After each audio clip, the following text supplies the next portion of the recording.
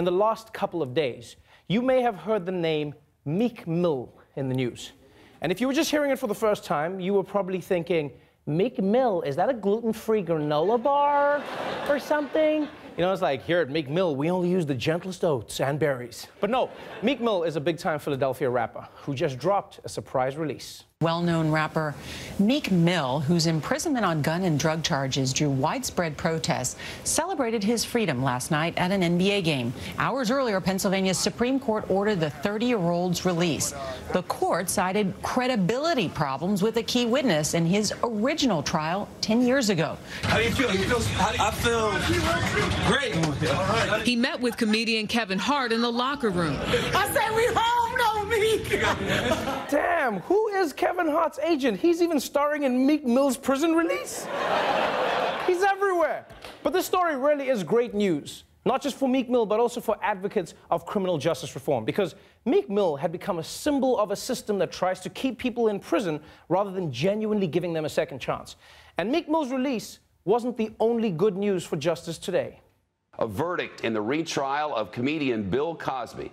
The man has now been found guilty on all charges against him. Guilty of sexual assault, 3 second-degree felonies. He faces the possibility of up to 30 years in prison for his crimes. Yep, Bill Cosby, guilty. So I guess once again, he's given us a classic, heartwarming ending. So it's officially over for Bill Cosby now. I mean, because whether he goes to jail or not, the shameful title of sexual predator will hang over his head forever. So he can't do anything now, except maybe run for president.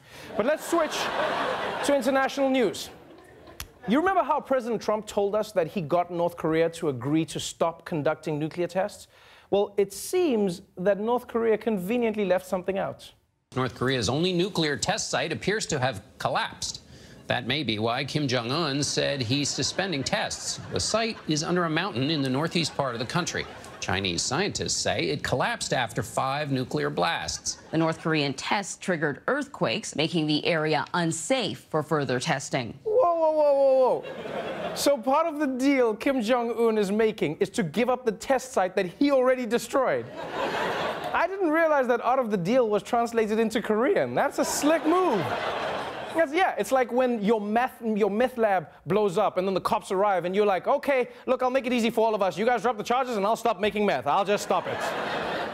And by the way, it was also weird how the news said that the site was shut down because it's now unsafe to test nuclear weapons.